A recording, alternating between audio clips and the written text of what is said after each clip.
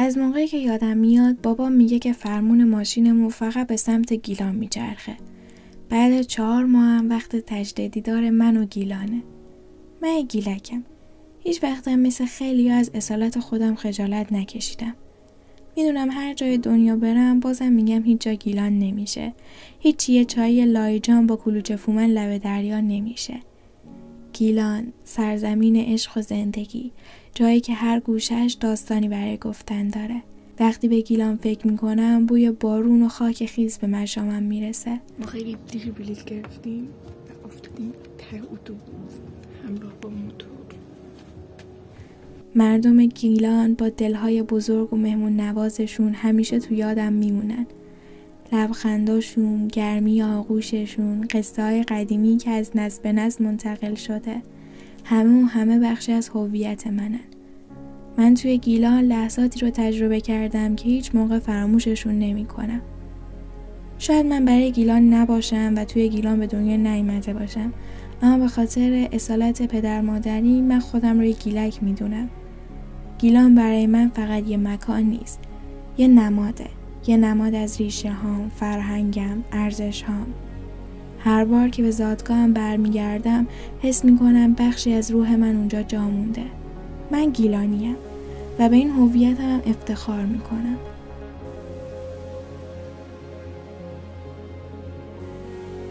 چی؟ هوای تمیز و اومدی میشه نفس بکشی، دوباره برگردیم به همون شهر آلوده خودمون. این سرزمین با زیبایی‌هاش، عشقش، فرهنگش همیشه تو قلب من میمونن. گیلان، میخوام بهت بگم که الان که تو مسیرتم تو برای من فقط یه نقطه روی نقشه نیستی، یه خونه‌ای که پر از عشق و زندگیه. و بالاخره خونه. خیلی خوشحالم که بالاخره رسیدیم به اتاق ساده. من خوش اومدیم. دلیلی که این مدت یعنی چند روز اومدیم انزلی به خاطر این بودش که خب امروز که تعطیله به خاطر وزارت امام علی و اینکه خب فردا هم نصف اشیاء کلاسمون دارن نمیرن و خب تنها روزی که به مدرسه فردا بود. بعد دیگه پنجشنبه مدرسه‌مون قرار برم مشهد. بعد من برام دلایلی نتونستم برم مشهد با مدرسه برخلاف پارسال، ولی دیگه گفتیم خب پنجشنبه بریم مدرسه. پنجشنبه مدرسه‌مون تعطیله، بعد شنبه یک شنبه هفته آینده تعطیله.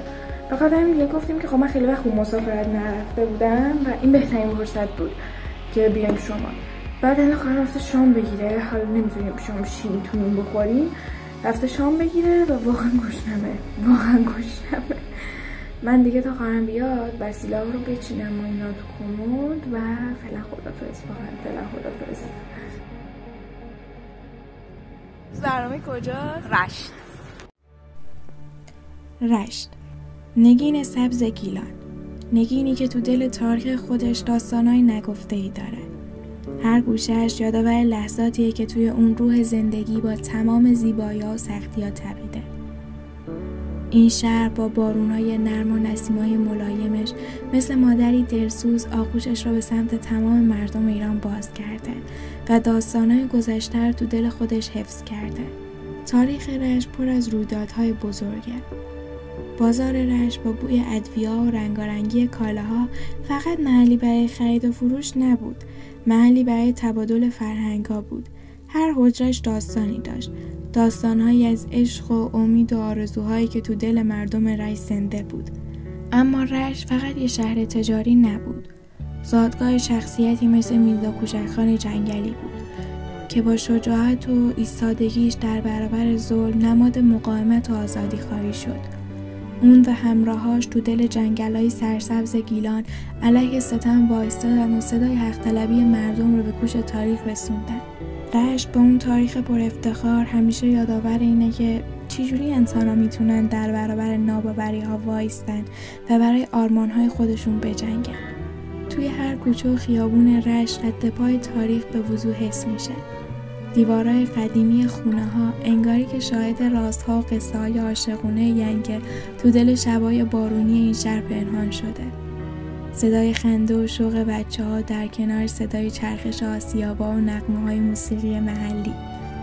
همه نشون دهنده اینن که زندگی پر جنب و جوش مردم هنوز هم با امید به فردا ادامه داره.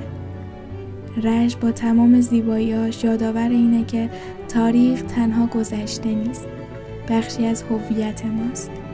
این شهر با آغوش باز به استقبال آینده میره، همینجوری به ما یادآوری میکنه که باید از درس‌های گذشته یاد بگیریم و با همت و اراده راهی روشن بسازیم. رشت با تمام احساسات و داستانهاش قلبی تپنده از تاریخ و فرهنگ ایرانه که هیچ وقت فراموش نمیشه.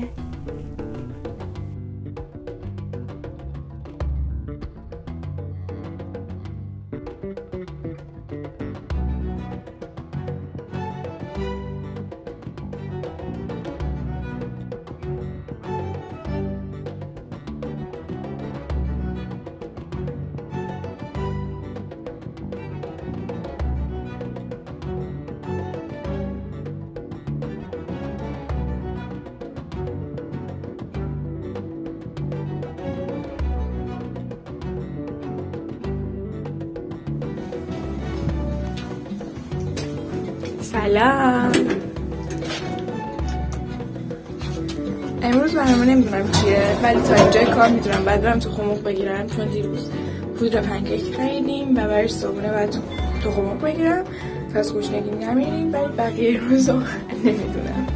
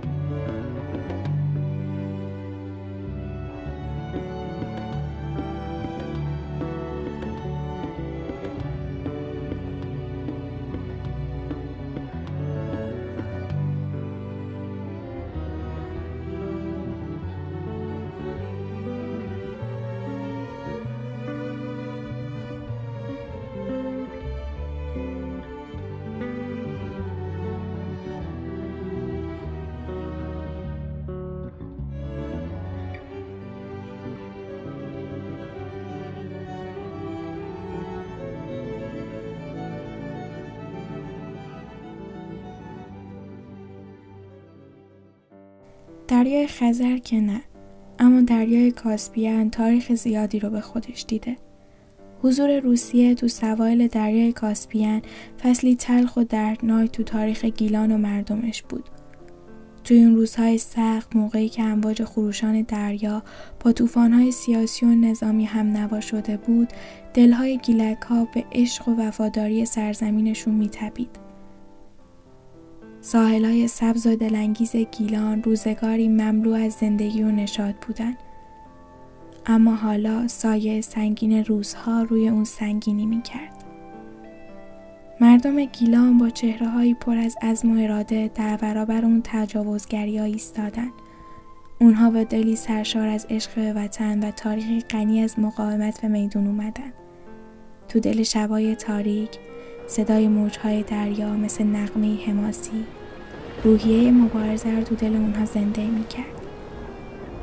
توی سواحل، مردان و زنان گیلانی به هم پیوستند و با سلاح‌های ساده و دلی پر از شجاعت نشون دادن که هیچ نیرویی نمیتونه عزم اونها رو بشکنه. در این بین دریای کاسپین نه تنها مرز جغرافیایی، بلکه نمادی از هویت و فرهنگ گیلک‌ها بود. این دریا یادآور خاطرات شیرین زندگی، ماهیگیری و جشن‌های محلی بود. اما حالا در مقابل چشمان نگران مردم، این دریا تبدیل به صحنه‌ای از مبارزه و مقاومت شده بود. هر موجی که به ساحل می‌خورد، صدای فریاد آزادی‌خواهی مردم به گوش تاریخ می‌رسید.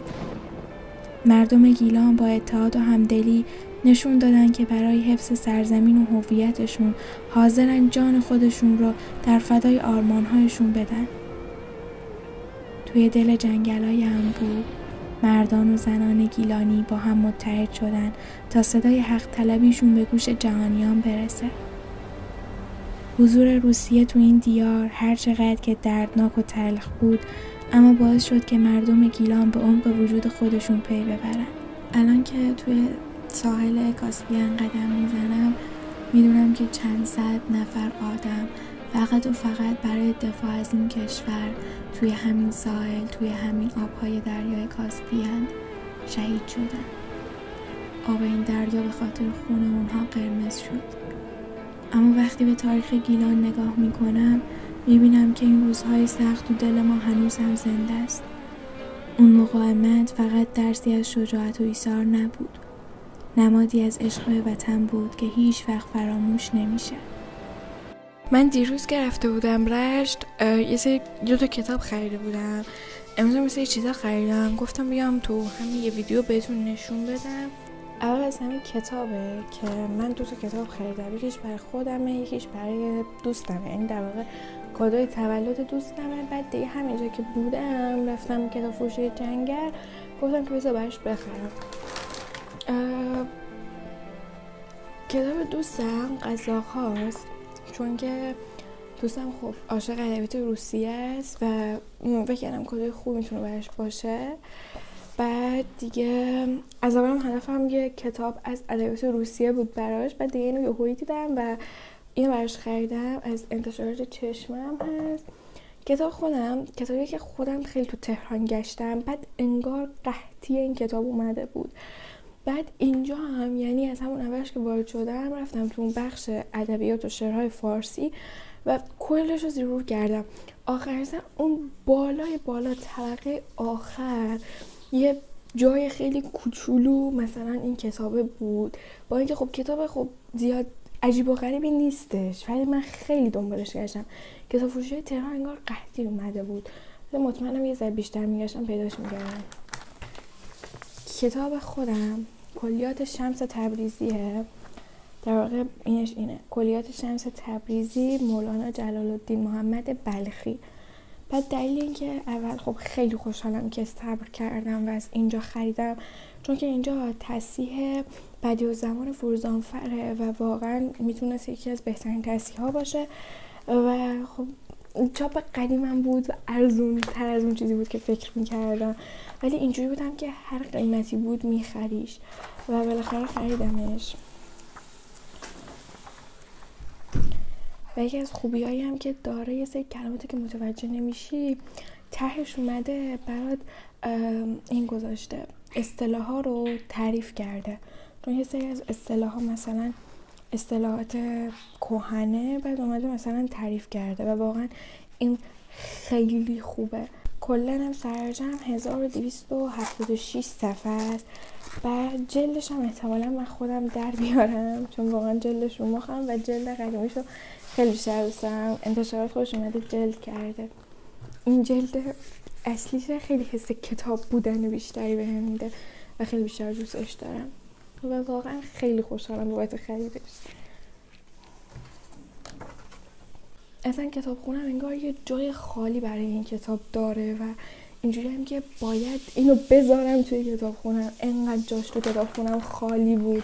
و خرید امروزم اینجا یه دونه مغازه هست دقیقا سر کوچه خودمونه، اسمش فضانورده. بعد یه خانومیه صاحب این مغازه که خودش دکترای در واقع دانشجوی دکترای نجومه، بعد اومده یه مغازه راه انداخته و اینا. بعد در واقع یه کارگاه آموزشی مثلا برای نوجوانا و کودکان. بعد آن در کنارش یه مغازه هم داره که همه چی تم فضانوردی و اینا داره، ولی چون خیلی مغازهشون کوچیکه و اینا دیگه نتونستم ویدیو بگیرم براتون، ولی من همیشه که میام اینجا از موقعی که باز شده میرم ازشون خرید میکنم. اولین چیزی که خریدم اینه، این دو تا پوستره، نمیتونم بازش کنم چون دیگه اگه بازش کنم دیگه نمیتونم ببرمش تهران و من کلی ازشون پوستر دارم تو تهران و زدم تو اتاقم و اینا. بعد دیگه هر دفعه که میام میبینم پوستر جدید آوردن و اینا میگیرم اضافه میکنم. پوستراشون هم همه مثلا تم فضا ایناست. این پوستری که خریدم یه دونش فضانورده، یعنی مثلا خیلی بعد جالب اینه که تم پوسترهایی که من خریدم همه توی حالته. بعد فضانورد تم فضانورد داره. بعد یه دونه دیگه‌ش هم اورانوسه که من این اورانوسی که خریدم اونی که تهران دارم زحلش رو دارم. بعد دیگه امروز اورانوسش رو خریدم. بعد دیگه چند تا خرید دیگه هم کردیم ازش، یه سریش برای من یه سریش برای خواهرمه. این دوتا برای خواهرمه که خودکاره، بعد خیلی قیمتشون خوبه. بچه اگه انزلی زندگی میکنین یا اینا حتما بگی، من آدرسش رو بهتون میگم، یا مثلا انزلی میایین و اینا. بعد دوتا از این استیکراست. خب استیکر صورت فلکی ماه تولده که این تیرشه که خودمم، اینم دیشه، همون برای همون دوستم که براش کتاب خریدم کادو گرفتم. بعد دوتا از این استیک نوت شفافا که پشتش مشخصه. من سفیدش رو گرفتم، آبیشو، یعنی در واقع بیرنگش رو آبیشو گرفتم، نیاز داشتم واقعا.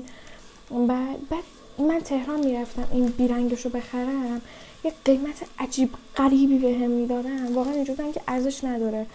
بعد این دوتا برای خواهرمه، ولی این که استیکنوت وازم، استیکنوت ابرو در واقع آسمون و ایناست.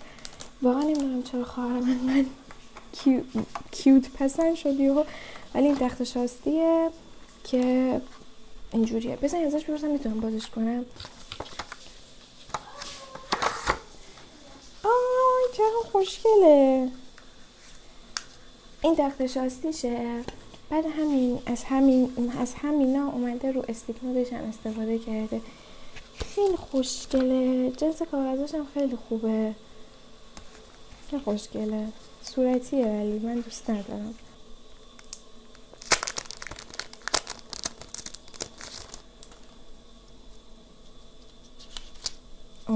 خوبه. این استیکنوت شفافا، حالا من دیدم که بچه‌ها که تجربه میخونن خیلی استفاده میکنن تو کتاب زیست و اینا. بعد اینجوری شفافه دیگه، همینجوری مشخص میشه. بعد جنسش هم فرق داره، کاغذ نیست دیگه، خودتون میدونید قطعا. چرا دارم اینقدر توضیح میدم؟ آره اینم خریدار من. و بیشتر این چیزی که خوشحالم میکرد همون دیوان شمس بود با کتاب شعره، با این پوستره. اورانوسش رو خیلی دوست دارم. حالا میگم الان نمیتونم باز کنم چون بازش کنم دیگه قابل بردن به تهران نیستش. فردا هم برنامه‌مون احتمالاً که نه قطعاً. خب من این یکی دو روزی که اومدیم نرفتم به مام بزرگ با بزرگم اینو سر بزنم و احتمالاً برنامه‌مون میگم احتمالاً قطعاً برنامه‌مونه که بریم روستای پدر مادریمون به مام بزرگ با بزرگم سر بزنم و نهار اونجا این و اینا. بعد فعلا خونه مام بزرگ با بزرگم توی روستا مثل یه قصه قدیمی پر از عشق و خاطرات شیرینه. وقتی به اونجا میرم انگاری که زمان متوقف شده. هر گوشه از این خونه داستانی برای گفتن داره. دیواراش پر از عکسای خانوادگی ماه که لبخندامون رو تو لحظات شاد زندگی ثبت کرده. صدای خنده‌های بچگیم توی حیاط هنوزم تو گوشم طنین اندازه. زمانی که با پسر مام توی حیاط این خونه بازی میکردم احساس میکردم که دنیا فقط برای من و اوناست. قرار که دنیا برای همیشه همین شکلی باشه. اما خب نموند، ولی اشکالی نداره. حالا که بزرگتر شدم هر بار که به اونجا میرم حس میکنم بخشی از وجودم تو اون خونه جا مونده. دیگه پدر بزرگم نیستش، اما عشق اون تو هر گوشه خونه زنده است. خونه مام بزرگم فقط یه مکان نیست، نمادی از محبت و پیوندهای خانوادگی ماه که تو قلبم همیشه جاودانه میمونه. خونه مام بزرگم جاییه که هر جا که باشیم سعی میکنیم که خودمون رو برسونیم تا یه وعده نهار رو کنار هم بخوریم. خونه مام بزرگم جاییه که ریشه هام توی اون تنیده شده و همیشه به من یادآوری میکنه که عشق واقعی هیچ موقع فراموش نمیشه.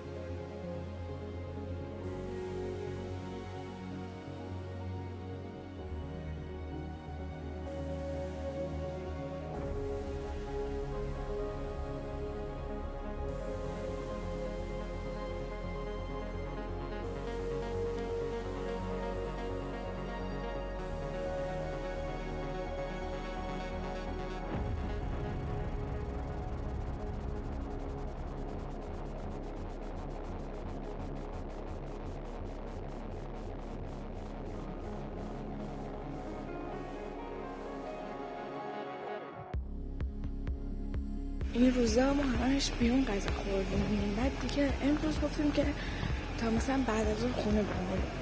بعد دیگه الان من گفتم بریم یه ساندویچ در کوچمون هست که صاحبش آبادانیه و کلا غذای آبادانی داره، فلافل و بندری و اینا. بعد دیگه دارم میرم از اونجا نهار بگیرم برای بعد از اون برنامه داریم.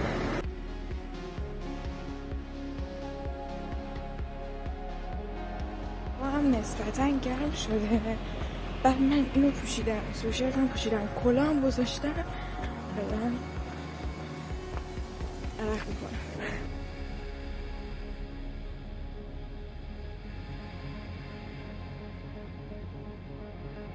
ساندویچ تعطیل بود، همونجور که حدس میزدم. بعد دیگه رفتم سوپرمارکت از این پیتزا آماده های اسم بعدی رو خریدم.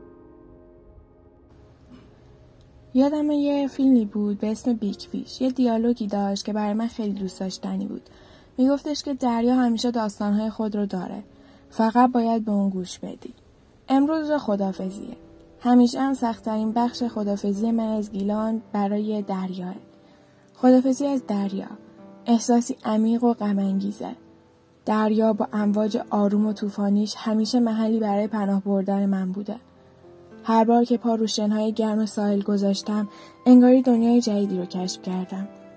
صدای خروش موجها، بوی نمک دریا، یادآور لحظات شگفت‌انگیز و خاطرات شیرینی که در کنار اون گذروندم. حالا که زمان خدافزی رسیده، قلبم به شدت میتپه. هر قطره آب که به سمت ساحل میاد، انگاری که داستانی رو برای من روایت میکنه. داستانی از عشق، داستانی از امید، داستانی از آرزو. خداحافظ دریای بی پایان، ای دوست قدیمی، تو همیشه در یاد من میمونی. هر بار که به یاد تو میافتم، تصویر آفتاب غروب روی آبهای تو ذهنم زنده میشه.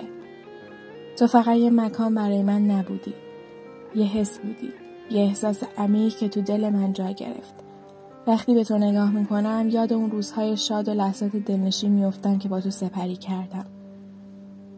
این خداحافظی نه تنها با تو بلکه با بخشی از وجودم بود که در آغوش تو پیدا کردم. هر بار که به ساحل برمیگردم امید دارم که دوباره بتونم با تو ملاقات کنم و دوباره تو آغوش گرم تو آرامش پیدا کنم. اما تا اون روز تو قلبم جایی برای تو خواهم داشت و یاد تو همیشه با من میمونه. خداحافظ دریای عزیز.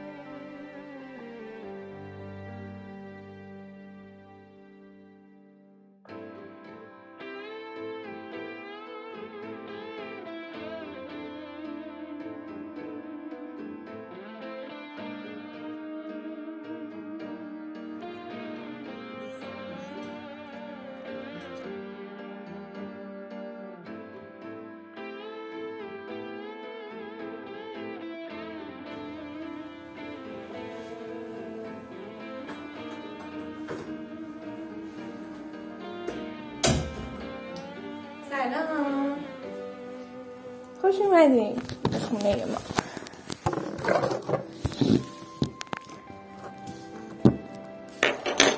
در نهایت ناراحتی امشب باید بریم. ما امشب بلیط داریم برای ساعت 11 اینا و واقعا خیلی ناراحتم که باید بریم، ولی دیگه وقت رفتنه. بعد دیگه امروز ما میخواستیم، خیلی برنامه داشتیم امروز، میخواستیم بریم کاخ میان پشته، کاخیه که در واقع کاخ رضا شاهه. بعد دیگه رفتیم اونجا، تعطیل بود، در صورتی که تو گوگل داده بود که تا 7 بازه. بعد دیگه همونو دیگه اومدیم رفتیم تا فقط بولوار و اینا، لب دریا. دیگه رفتیم یه چی خوردیم دیگه اومدیم. الان خواهرم رفته شام بگیره، بعد دیگه شام بخوریم و اینا. تقریبا الان ساعت 6:05 است. تقریبا 4 ساعت دیگه باید از خونه خارج شیم دیگه تقریبا. و واقعا ناراحتم، یعنی خیلی ناراحتم، واقعا ناراحتم. اصلا نمیدونم این ناراحتیمو چجوری باید بهتون بفهمونم. بعد دیگه فردا دوشنبه است، فردا تازه بچه‌هامون از اردو مشهد برمیگردن، یعنی امشب راه میافتن. بعد دیگه فردا مدرسه تعطیل کرد و فردا هم کلش خونم دیگه، یعنی با اینکه باید بریم تهران ولی فردا کلش خونم و خیلی ناراحتم که امشب آخرین شبیه که اینجا، چون دیگه تا مدت‌های طولانی دیگه نمیتونم بیام شمال، مدرسه دارم و اینا و ناراحتم، ولی اشکالی نداره. این سفر واقعا سفر خیلی بهتری برام بود، میدونین، چون شما هم همراهم بودین. حالا واقعا دارم میگم چون شما هم همراهم بودین احساس کردم خیلی بیشتر داره بهم خوش میگذره، حالا نمیدونم چرا. و آره دیگه فعلا